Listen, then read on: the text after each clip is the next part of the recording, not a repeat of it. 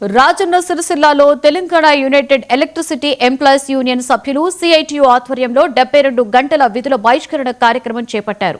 కార్మికుల న్యాయమైన డిమాండ్స్ ను పరిష్కరించాలని కోరుతూ విధులు బహిష్కరించిన సెస్ కార్యాలయం ఆవరణలో నిరసన తెలిపారు.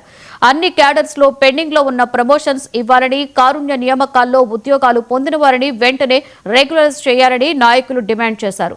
ప్రతి ఉద్యోగికి నాణ్యమైన రక్షణ పరికరాలు అందించి అసిస్టెంట్ హెల్పర్ పేరును జేఎల్ఎం గా మార్చాలని విద్యుత్ కార్మికులు డిమాండ్ చేశారు. ఈ కార్యక్రమంలో సిఐటియు రాష్ట్ర అధ్యక్షులు ఈశ్వర్రావు, ప్రధాన కార్యదర్శి నలువాల స్వామి, జిల్లా అధ్యక్షులు కర్నాల అనిల్ కుమార్ పాల్గొన్నారు.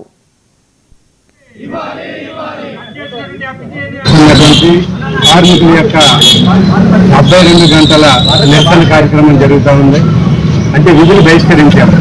ప్రధానంగా ఈ కార్మికులందరికీ కూడా గత 10 నెలల నుంచి ఫిక్స్డ్ ట్రావెలింగ్ అలవెన్స్ ఇది కావాలని పాలక మండలి, ముఖ్యంగా చైర్మన్ గారు, ఎండీ గారు కక్షపూరితమైన వైఖరితో ఆపివేయడం అనేది జరిగింది.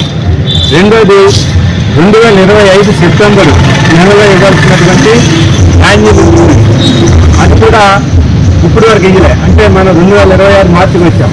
3 నెలలైనా కూడా ఇవ్వలేదు. అంటే వీళ్ళకి ప్రమోషన్స్ ఇవ్వాలి, ప్రమోషన్స్ ఆపేసేది. విధి నిర్వహణలో చనిపోయినటువంటి కార్మికుల యొక్క భార్యలకి ఉద్యోగం ఇవ్వాలని మేము డిమాండ్ చేస్తే ఉద్యోగం ఇచ్చారు. ఏ ఉద్యోగం ఇచ్చారని అంటే కాంట్రాక్ట్ ఉద్యోగం ఇచ్చారు. మేము వాళ్ళకి రెగ్యులర్ జాబ్ ఇవ్వమని అడుగుతా ఉంటే కాంట్రాక్ట్ ఉద్యోగం ఇచ్చి తక్కువ జీతాలు ఇచ్చి వాళ్ళని శ్రమ దోపిడీ చేస్తా ఉన్నారు.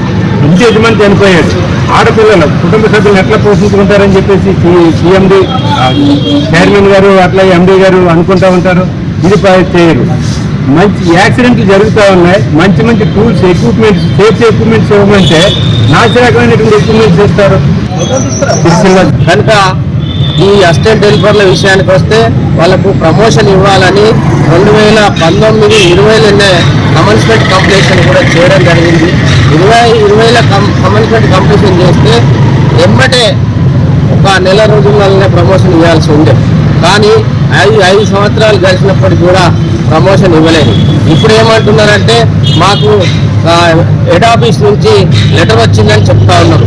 కానీ మేము హెడ్ ఆఫీస్కి వెళ్తే అట్లాంటిది ఏం లేదు, వాళ్ళు ఏది తీర్మానం చేసుకుంటే అదే చేసుకోవచ్చు అనే పద్ధతులలో సెక్రటరేట్, కమిషనర్ ఆఫీస్లో చెప్పడం జరిగింది. దాని విషయంలో కూడా తీర్మానం జరిగింది అంటే తీర్మానం కూడా డైరెక్టర్, పాలక మండలిలో కూడా తీర్మానం కూడా జరిగింది. అయినా కూడా ఈ రోజు వరకు ప్రమోషన్ ఇవ్వట్లేదు, ఇంక్రిమెంట్ ఇవ్వట్లేదు. ఈ చైర్మన్ గారు నియంత పాలనగా పోయి ఈగోతోని ఇవాళ కార్మిక వర్గాన్ని తొక్కిపెట్టే విధంగా చేస్తూ ఉన్నారు. కనుక సిరిసిల్ల జిల్లాలోని సహకార సంఘ సెస్లో పనిచేస్తున్నటువంటి అసిస్టెంట్ హెల్పర్ల సమస్య గురించి పరిష్కరించినందున 72 గంటల విధుల బహిష్కరణ కార్యక్రమం జరుగుతూ ఉంది. ఇందులో మేనేజ్మెంట్ పాలకవర్గాన్ని కూడా మేము మెమోరాండాలు గత 4-5 సార్లు ఇవ్వడం జరిగింది.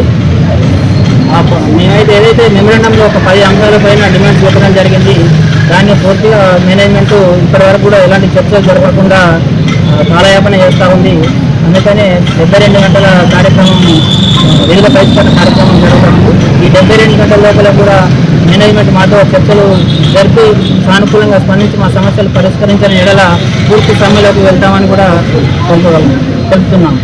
సిరిసిల్ల జిల్లాలోని సహకార సంఘ సెస్లో పనిచేస్తున్నటువంటి అసిస్టెంట్ హెల్పర్ల సమస్య గురించి పరిష్కరించినందున 72 గంటల విధుల బహిష్కరణ కార్యక్రమం జరుగుతూ ఉంది.